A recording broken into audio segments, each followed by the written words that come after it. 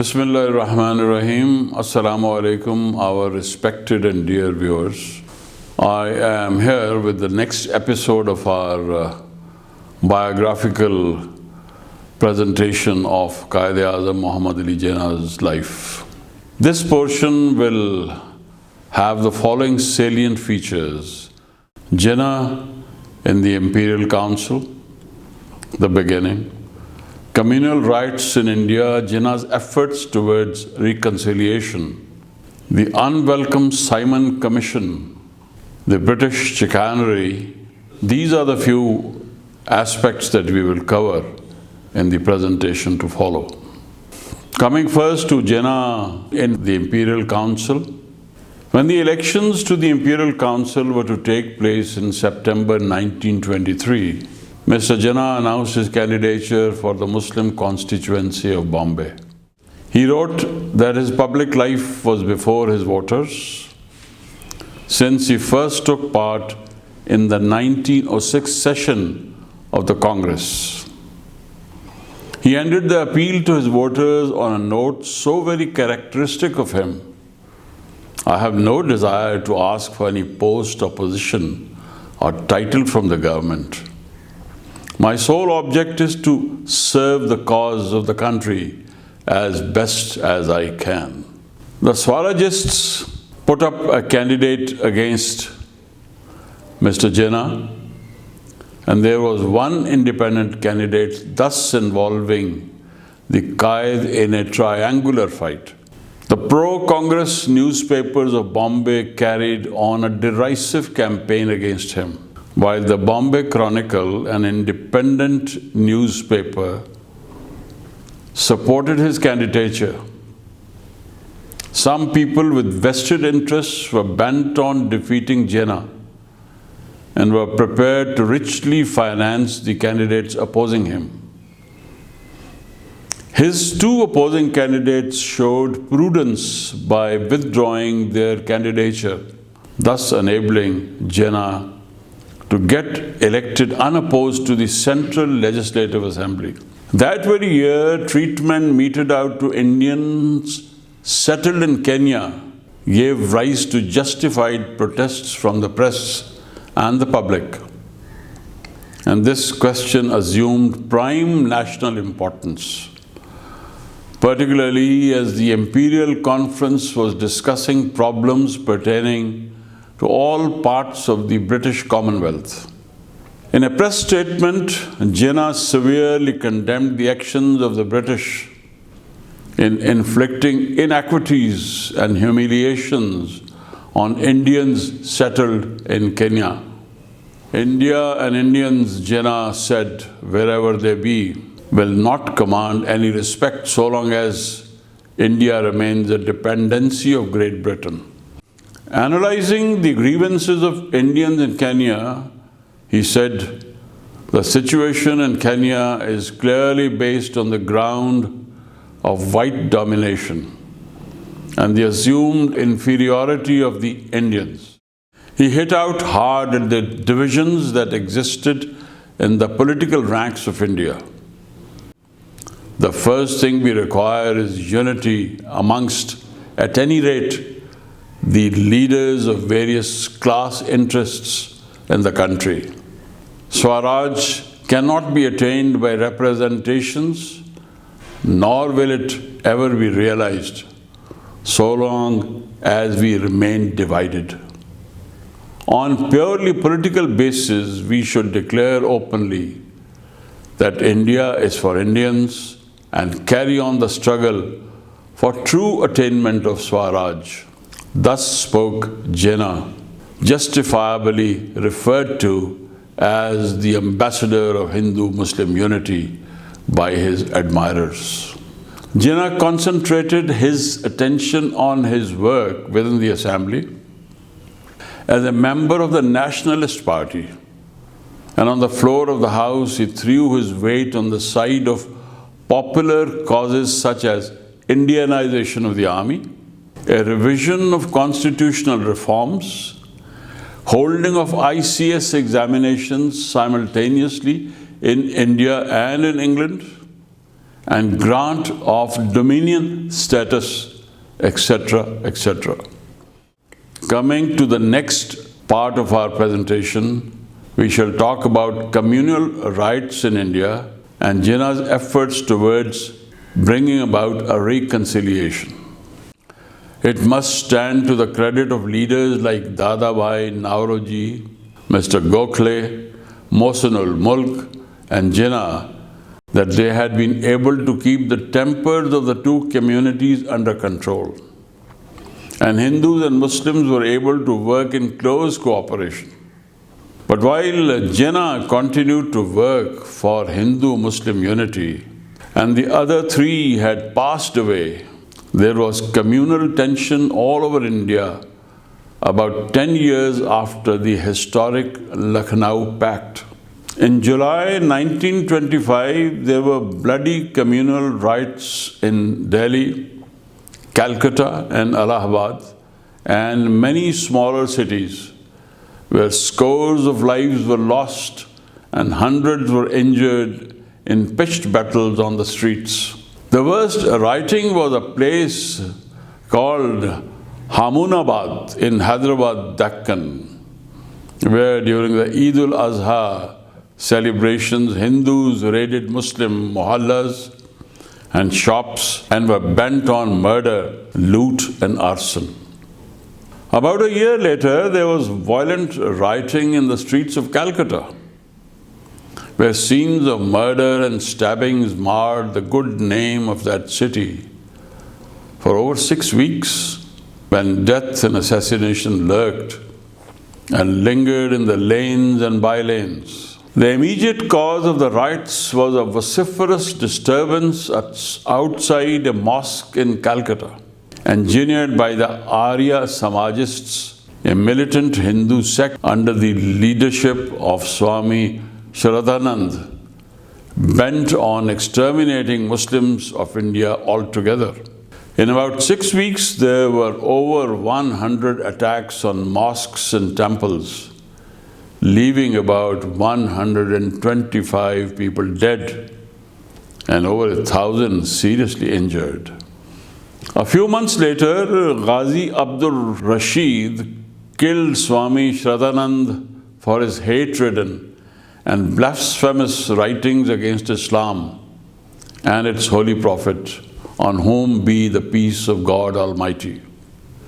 May 1927 was ablaze with the frenzied lust of communal rights, proving that no patchwork would prevent them until the causes that lay deep at the root of political antagonism between Hindus and Muslims were removed once and for all. There were riots between 3rd and 7th May 1927 in Lahore, Multan in the Punjab, Bareilly in the UP, and in a number of places in Bihar. In the central provinces, Nagpur was in the grip of riots which resulted in 20 killed and 125 injured. The root cause of most of these riots was the violent outbursts of Arya Samajists, calculated to injure the religious susceptibilities of Muslims. Within 2 years, my dear viewers, about 30 riots had taken place and thousands had been killed or injured. In the wake of the bill being passed by the Assembly, there were many unity conferences held to settle the communal problem. But it must be admitted that not much was achieved by the so-called unity conferences. Communal peace proved to be an elusive goal. Political leaders perhaps closed their eyes to the fact that there was something deep down as a big problem in the political life of the country, and that a mere cut here and a stitch there would not do. Jinnah, the constitutionalist, who even at that period continued to believe in Hindu-Muslim unity, being an inevitable precedent to winning Swaraj, was very much pained at observing that riots had spread their eerie fingers far and wide. He said in a press statement that as Congress felt itself unequal to the task, it shelved the issue of unity. He appealed to the press, which was largely controlled by the Hindus, to rise to the occasion and play a constructive and conciliatory role. He suggested that Muslims should organize themselves politically, and leaders of the two communities should meet over a roundtable conference to settle all those problems which gave rise to communal riots. He concluded that his life's ambition was to bring about a lasting unity and understanding between Hindus and Muslims. An all-parties conference was held in November of that year in Bombay, which resulted in the appointment of a high-powered committee to suggest a line of action for the speedy achievement of Swaraj and for a permanent communal settlement. Jinnah towered head and shoulders above the rest in his sincere desire to find a speedy and effective settlement to the Hindu-Muslim problem, which had retarded the march of India to its goal of Swaraj. Coming, my dear viewers, now to the unwelcome Simon Commission. The all-white commission was headed by Sir John Simon, and its composition and terms of reference regarding India's constitutional framework were announced by the Secretary of State for India in November 1927. The declaration was greeted with loud protests from all shades of political opinion in the country. The Quaid, as usual, was in the forefront of all such causes. Whenever and wherever complete unanimity between political parties and communities was essential. He contacted leaders of other political organizations, namely Sir Ali Imam, Sir Abdul Rahim, Sir Sivas Vami Iyer, Sir Tej Bahadur Sapru, Sir Parshutam Das Thakur Das, Sir H.B. Modi, and Sir Chaman Lal Stalwad. He believed that on such occasions it is always best to confront the government with a resolution passed at a citizens' public meeting or meetings, and he gave the lead to India in this direction by convening a public meeting in Bombay on 19th November 1927 with Sir Dinshaw Pettit in the chair. The meeting was held at Sir Kavasji Jahangir Hall, and the Quaid moved the following resolution, which was unanimously adopted. This public meeting of the citizens of Bombay emphatically declares that the statutory commission which has been announced is unacceptable to the people of India, as it most flagrantly denies the right of the Indian people to participate on equal terms in framing the future constitution of the country.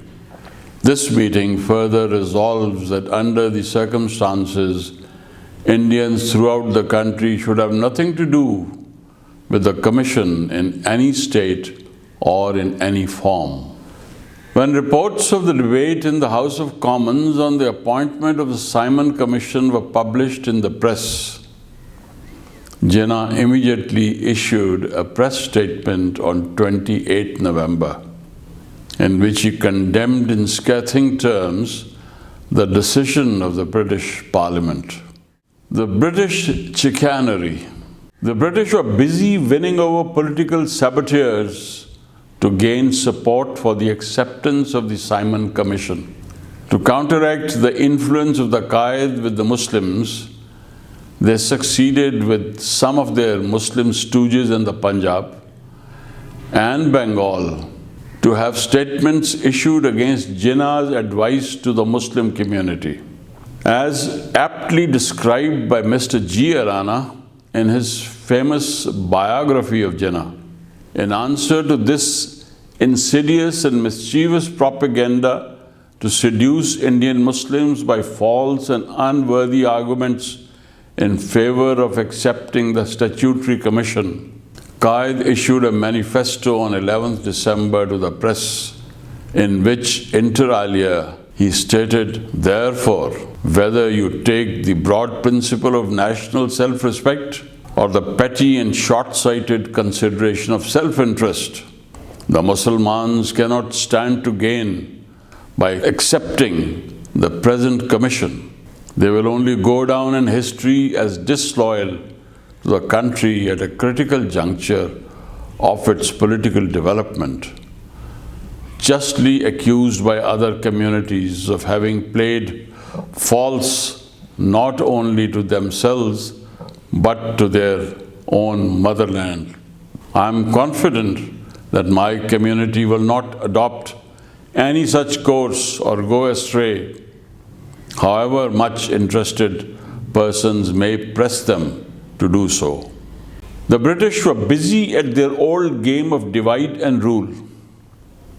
In a secret letter in February 1928 to the Viceroy, Lord Birkenhead wrote, "The whole policy now is obvious.